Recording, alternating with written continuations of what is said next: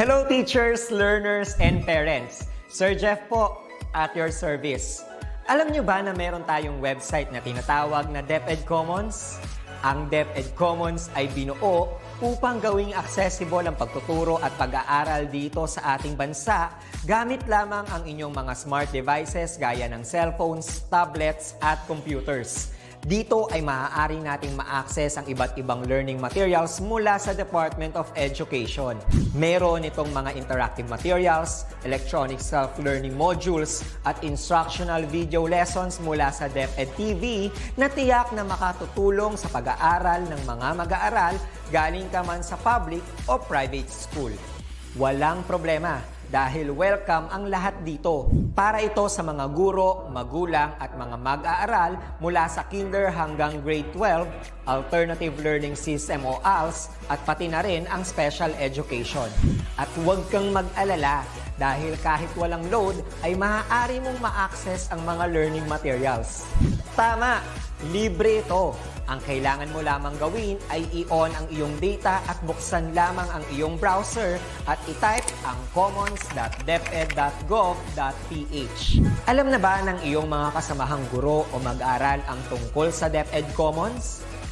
I-share mo na ang video na ito upang matuto rin sila kung paano gagamitin ang DepEd Commons sa mabilis at napakadaling paraan.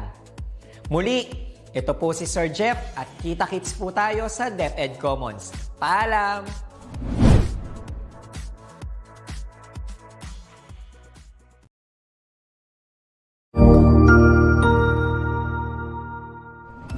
Magandang araw, Sir Wilbur po, at your service.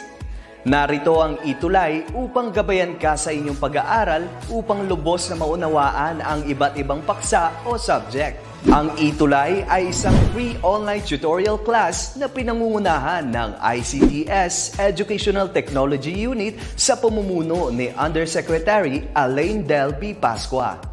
Ang programang ito ay hindi lamang para sa mga bata, kundi ito rin ay magsisilbing gabay sa mga magulang at mga guro kung paano nila ituturo o gagabayan sa bawat asignatura ang kanilang mga anak o mga estudyante. Sa kasalukuyan, ang self-learning module mula sa rehiyon ng Calabarzon at kilala sa tawag na pivot ang ginagamit sa ating ETUlay online class. Kaya ano pang hinihintay ninyo? Ihanda na ang inyong mga ballpen o lapis, papel o kwaderno at samahan kaming itulay ang pagkatuto para sa bawat batang Pilipino.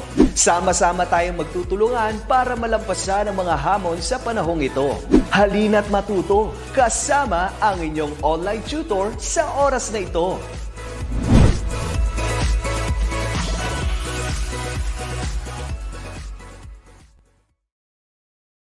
Ayan, hello! Magandang hapon po sa lahat ng nanonood ng ating ETUlay online tutorial. Welcome po sa ating subject na Media and Information Literacy. Okay, binabati ko po lahat ng senior high school student, teachers, and parents. Pwede nyo na pong i-share ang ating live. Okay, so we are now on quarter 4, week 3. Handa na ba kayo?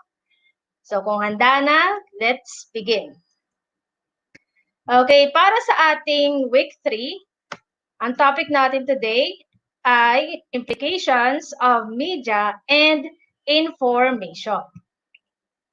And ang ating pong module ay mula sa DepEd Commons, gawa ng Region 4A, Calabarzon. Once again, I am Tutor Kat, and ang ating pong time slot ay every 4:40 p.m. to 5:20 p.m. At mapapanood po tayo sa mga sumusunod na Facebook page and YouTube channels. Okay, so simulan po natin sa ating most essential learning competency today. So ang ating competency today is discuss the implication of media and information to an individual and society. And para naman sa ating objectives, number 1, enumerate the implications of media and information.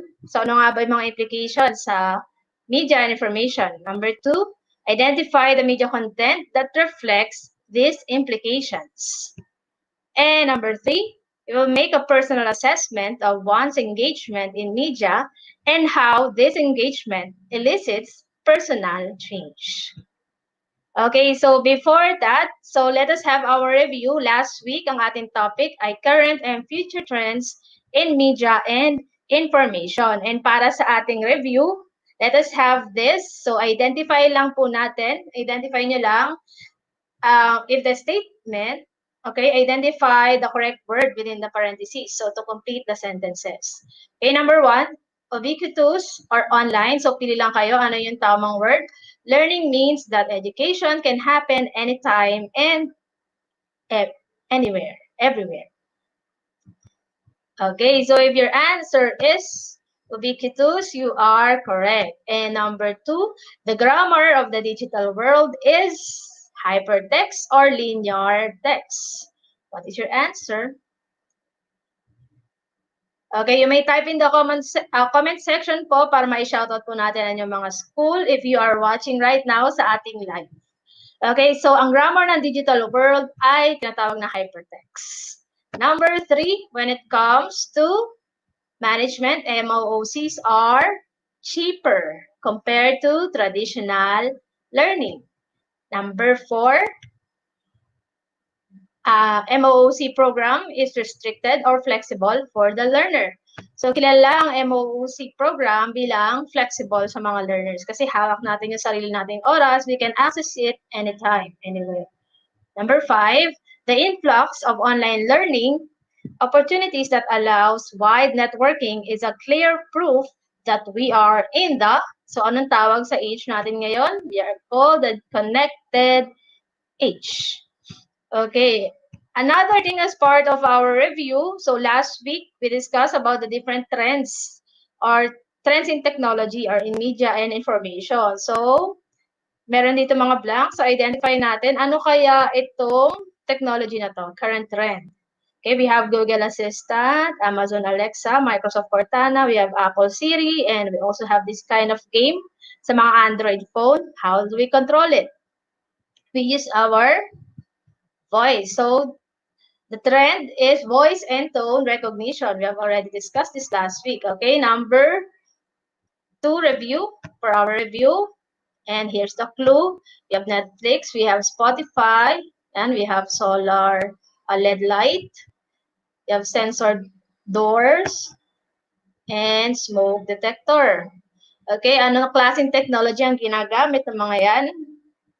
If your answer is contextual, you are correct. They are using contextual awareness. Okay, next is this. Ayan. We have smartphones, we have biometrics, controller, game controller, we have tablets. So we use our hands. So anong klaseng trend yan? Our technology, it is known as the haptics technology. We use the sense of touch. And this. Yan. Okay, so that is the clue. We have the glasses, and inside the glasses, diba? It's called internet glasses. Okay, and the last, okay, second to the last. Yan, magandang hapon, Sir Joel Kudiamat. Yes, magandang hapon po from Flora National High School, Division of Apaya. O yan, magandang hapon po, Sir Joel. Ayan, acknowledge ko po ang inyong presence sa bawat live natin. Magandang hapon. Okay, so, ayan din po, anong klaseng trend ito or technology? Okay, if you want to answer, type in the comment section. Okay, the answer for this is intelligent routing to devices. Diba? Sabi nga, hindi na tayong pwedeng maligaw sa panahon ngayon, lalo kung meron kang data, mobile data, meron kang smartphone or Android phone, you can easily locate where you are and paano ka pupunta sa pupuntahan mo with this intelligent routing applications or softwares. Okay, next is this. So, anong klaseng technology kaya ito? We have smartwatch, yan, VR box, we have earpods, yan, starts with W.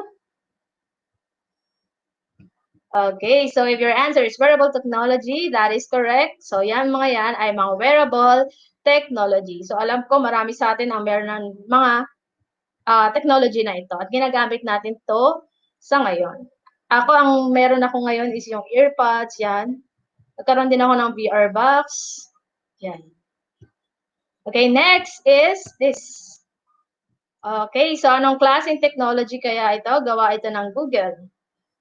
It uses the eye for controlling. Okay, so that is the clue.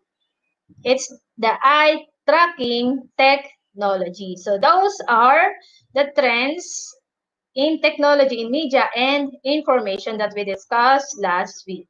Now for our lesson, let us first watch this video. Okay, Dear Evan Hansen, it is from the YouTube channel of Joseph Ardingale, retrieved yesterday, May 30, and with this URL. Okay, then later, meron ako itatanong sa inyo, ano yung pinaka-issue na tinakel doon sa kanyang play. Alright, so this is, I think, 3-minute video. Let us watch.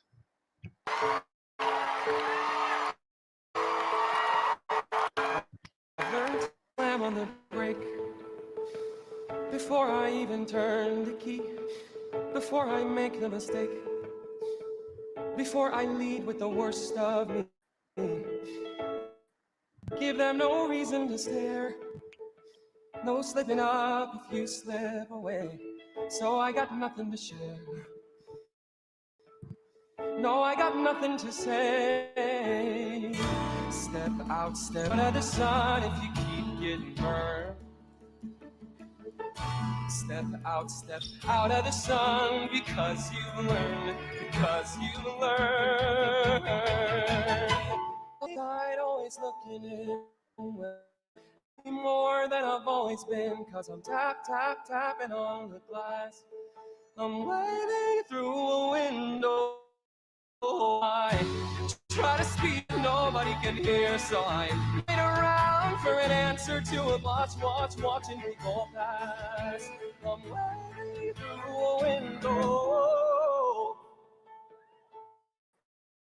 Can anybody see? Is anybody waving back at me?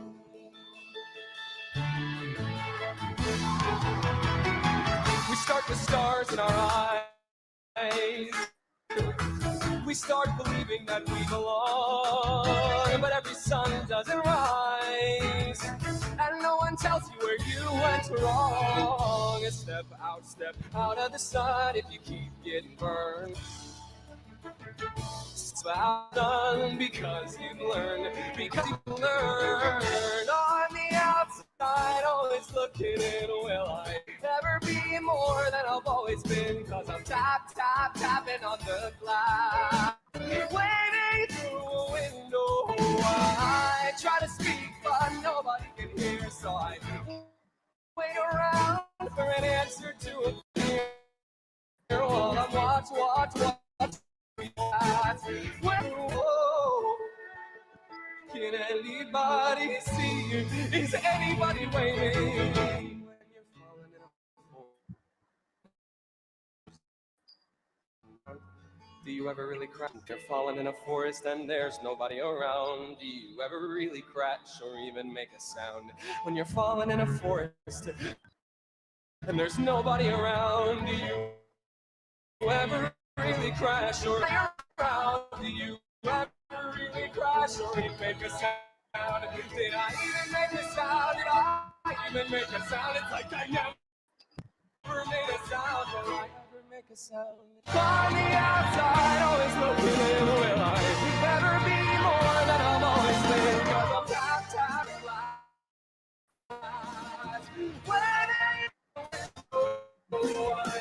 I try to speak, but nobody can hear, so I wait around for an answer to appear while I'm watching people pass, waiting through a window. Can anybody see? Is anybody waving back at me? Is anybody waving?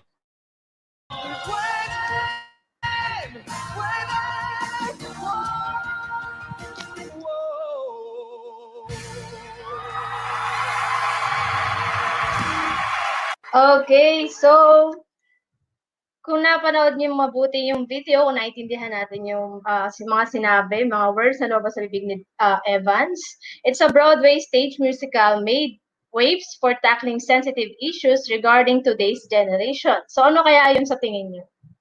Ano kaya yung issue na ni-raise doon sa theater play na yun? Okay. So kung titingnan niyo tong picture, it is the issue about social anxiety, depression, and suicide. So a play entitled Dear Evan Hansen tells the story of Evan, a teenager suffering from social anxiety. So ano nga kaya yung tinatawag na social anxiety? Social anxiety is referred to as a social phobia. Diba? Takot sa mga tao, literally. Takot na makisalamuha sa mga tao dahil takot sila na mapunat, takot na makipag-usap. Yung feeling nila na hindi sila belong. So may ganun silang pakiramdam. So ang social anxiety is different from shyness. Diba? Kasi yung shyness or pagiging mahiyain, saglit lang naman yun, it's a short term. Unlike social anxiety disorder, maaari ito makaapekto sa ating pang-araw-araw na buhay. So kung yung mga kabataan natin ngayon ay merong ganitong klaseng disorder na nararanasan, it can affect their schooling, di ba? Kanilang pagtrabaho, kung sila ay nagtatrabaho, at ang kanilang relationship sa ibang tao at sa family members. Okay, so ito yung nakikita natin ngayon, sa panahon natin ngayon, na maraming mga kabataan ang nakakapag-develop ng ganitong klase ng disorder, social anxiety disorder. Maraming factors ang pwede maging dahilan, pwedeng traumatic events sa kanilang buhay, or pwede rin yung tinatawag natin mga overexposure sa online world. They forget how to mingle to the real people, not just the online people. Okay, so that is the theater play all about. Okay, so in the module sa ating reading time, so pages 11 to 13, so meron dyan dalawang article, Lola Techie and yung elderly trained on new tech gadgets. Okay, si Lola Techie urges senior citizen to be IT savvy. So ang bida dyan is si Tam Noda. It's written from the Philippine Star on June 27, 2013. And yung second article natin, yung elderly trained on new tech gadgets by Solpa, September 4 ng 2018. Okay, dun sa Lola Techie, si Tessie Moreno, ina-urge niya o hinihikayat ang mga senior citizen na gumamit ng information technology to spread their elderly wisdom, diba? Especially among young. Gusto nilang maturuan, so si Tessie Moreno, siya yung parang nagiging daan para ma-share sa mga senior citizen na hindi pa huli ang lahat, pwede pa natin siyang matutunan para ma-share natin ang ating wisdom sa mga kabataan. Sabi nga niya, para hindi maulit yung mga maling nagawa before, during her time. Pwede itong may share through vlogging, okay, through sharing or posting. And dito naman sa second article, yan, isang sikat na mall ang nagsasagawa ng mga program in teaching the elderly how to use ICT. Specifically, yung mga softwares na ginagamit for communication or yung mga communication tools like Skype, Messenger, Facebook, and the like. Kasi yun yung isang pwedeng gawin ng mga elderly natin para to keep in touch sa kanilang mga family members para hindi masabi na kapag naiwan si lolo at lola sa bahay, wala nang way para ma-communicate sila. So kung meron naman silang smartphone or mobile phone, so as knowledgeable sa paggamit mga ganong klaseng communication tools, why not teach them how to use it para stay connected sila sa atin. Okay, so yan nga. With the guide question sa ating module, what are the benefits of senior citizens get in learning new technology? Una, natututo silang sumabay, di ba? Makasabay sa mga platforms na ginagamit sa modern communication like social media and messaging. Mas nagiging connected nga sila sa mga mahal nila sa buhay dahil kahit malayo, ay kaya nilang makipag-usap gamit ang kanilang mga gadgets. Nakikita nila yung mga kaganapan sa kanilang mga family members sa pagtingin ng mga social media platforms nila. And also, nakakapaglibang din sila through playing games. Ang pinakamahalaga, it prevents the so-called digital gap or digital divide. Okay, so second question, what can the new generation learn from the elders who are techie savvy? Okay, so based dun sa article, makikita natin na pag gusto, may paraan, pag ayaw, may dahilan. So, hindi naging barrier or naging hadlang edad ng mga elderly para matuto sila gumamit ng ICT or ng technology. Very eager sila and willing na matutunan ang mga ito, lalo pagdating sa communication tools. Diba? So, tayo bilang marunong, so share natin sa kanila kung paano ito gamitin. So, number 3 question, how do modern communication gadgets bridge the generation gaps within the family? So, social media platforms and video calling, text messaging offer cross-generational communication. Options like never before. So, tayo mga members ng family, we have to support them, ang ating mga elderly, ano yung mga kaya nilang gawin with the modern tools or technological tools. Kasi 'di ba, sobrang halaga sa kanila, actually sa atin din, ang pangangamusta or keeping in touch sa ating mga family members.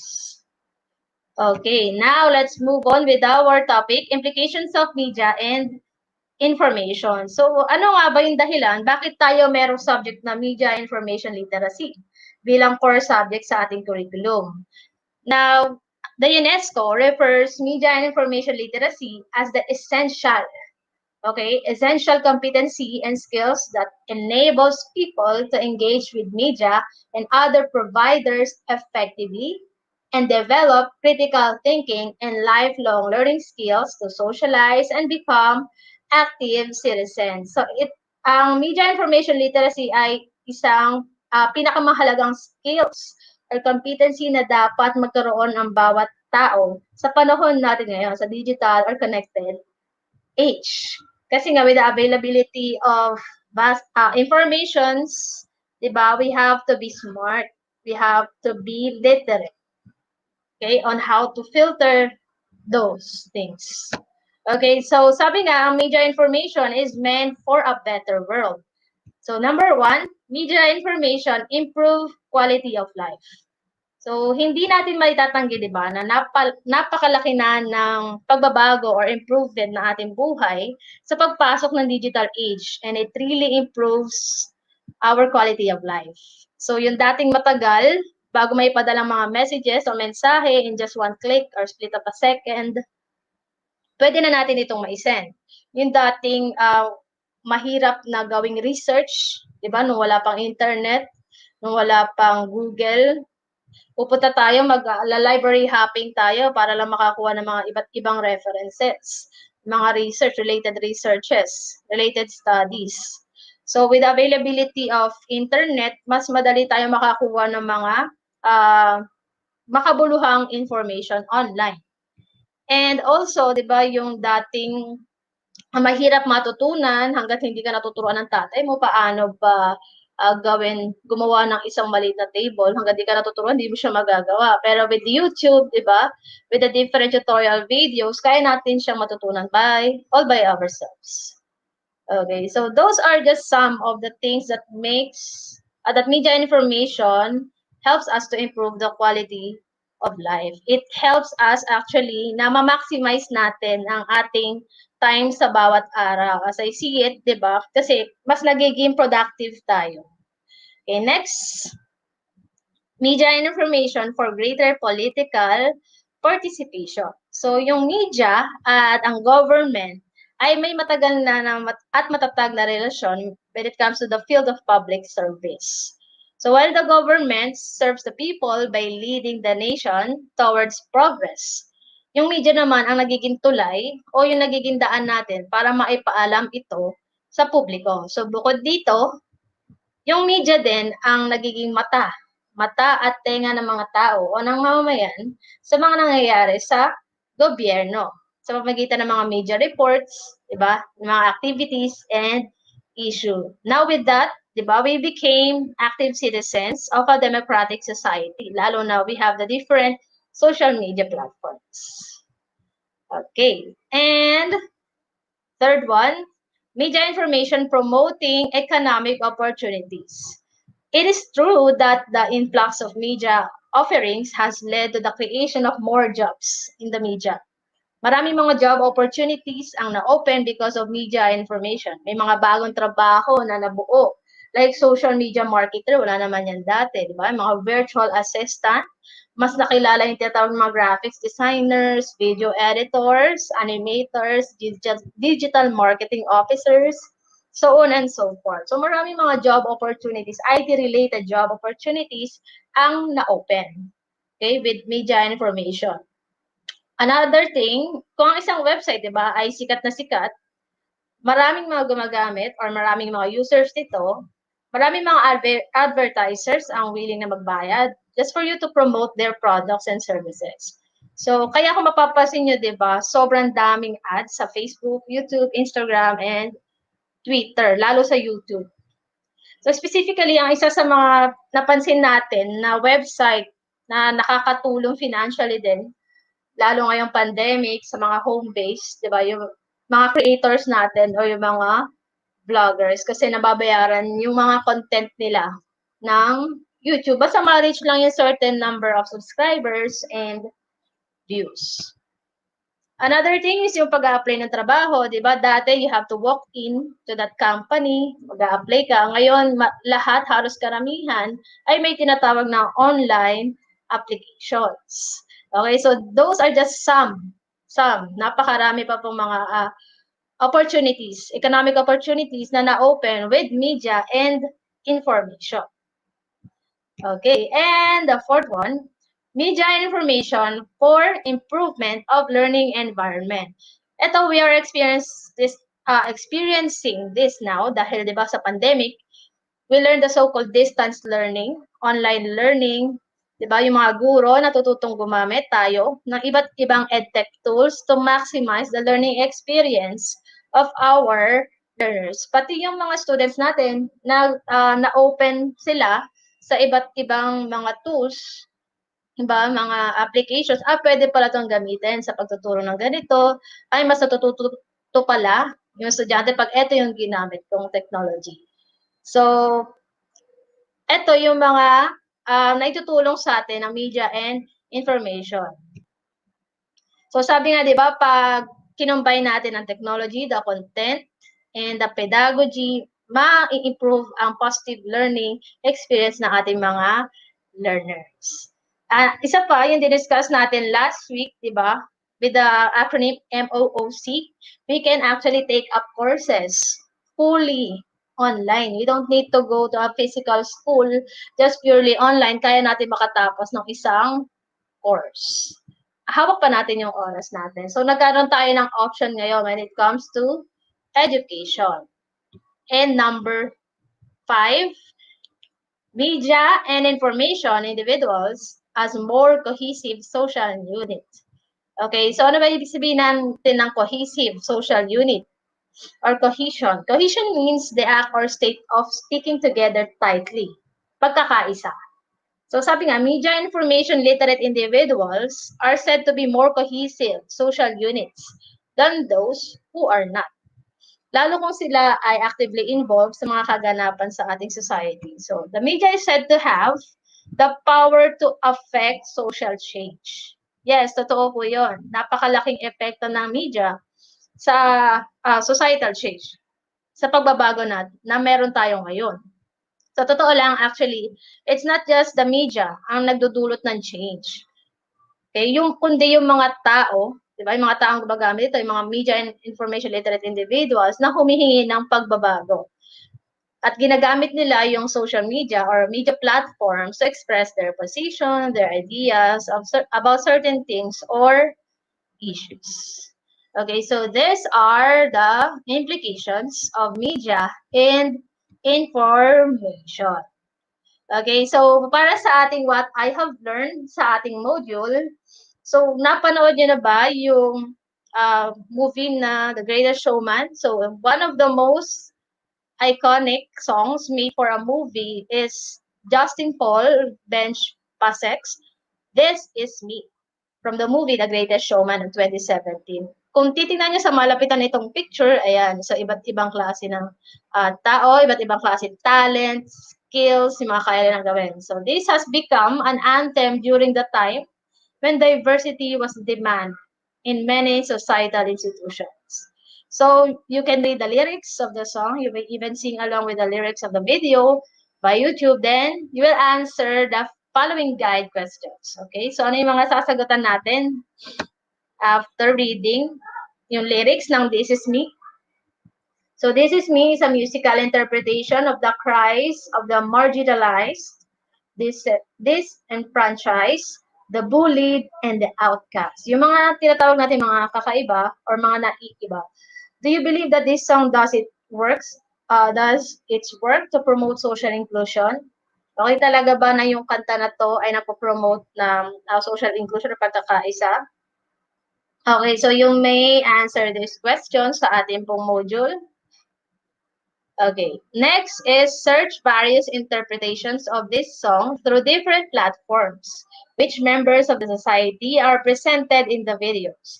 If you do not have internet access, you observe the picture of the cast of The Greatest Showman. So yung pinakita kong picture kanina, and use it to help you answer this question. So you may just search the internet or browse the net.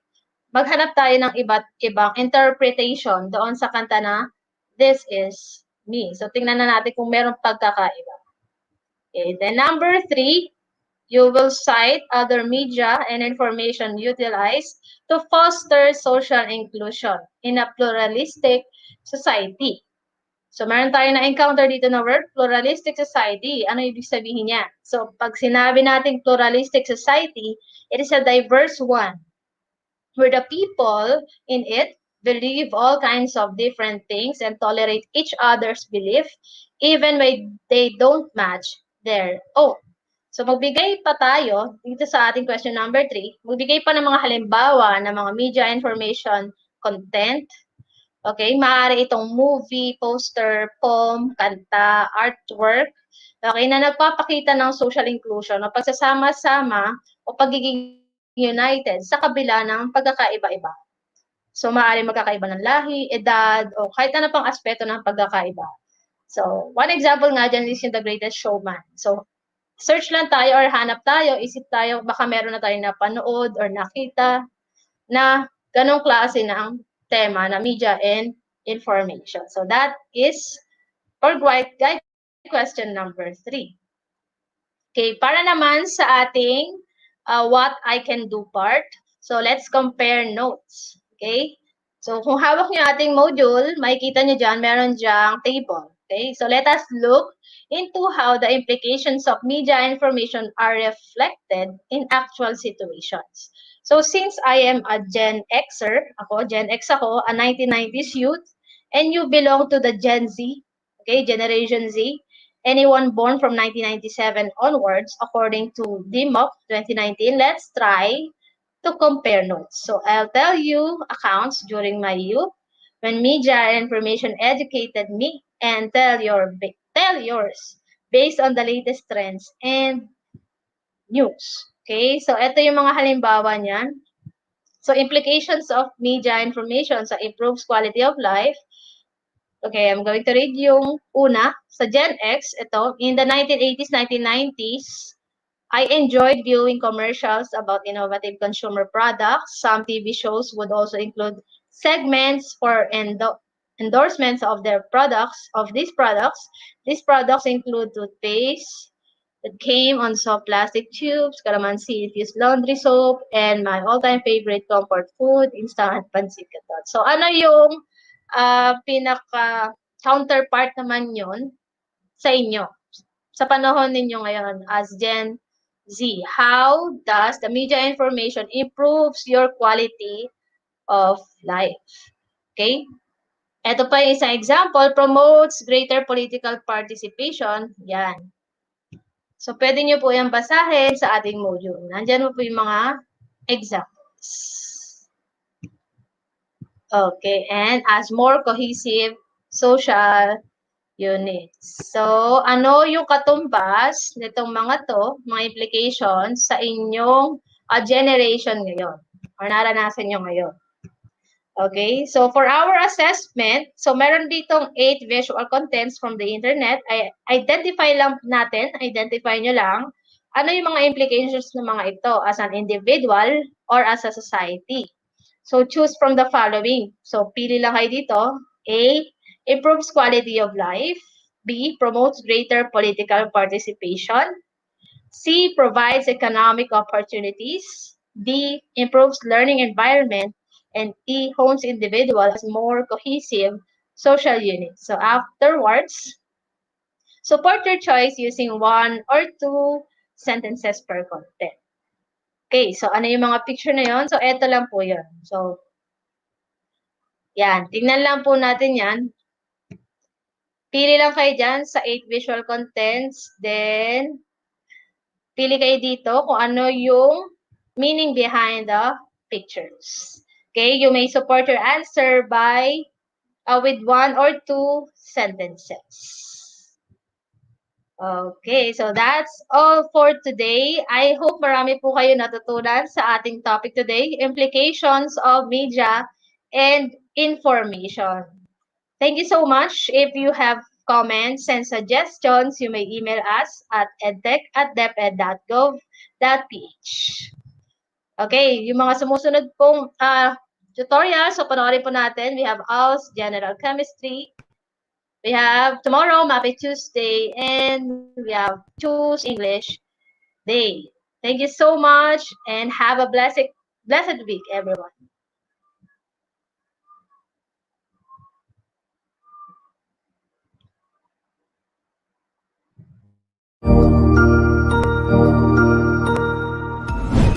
Sigurado ako na marami ka na sa ating ETUlay tutorial session ngayong araw. Ito ay hindi lamang para sa ating mga mag-aaral, kundi pati rin sa ating mga minamahal na guro at mga magulang na kaagapay natin para maituloy ang pagkatuto sa kabila ng nararanasang pandemya. Patuloy ding sumubaybay sa DepEd TV para sa mga araling ginawang video episodes. Mapapanood ito mula Lunes hanggang Sabado, alas 7 ng umaga hanggang alas 7 ng gabi sa inyong mga telebisyon.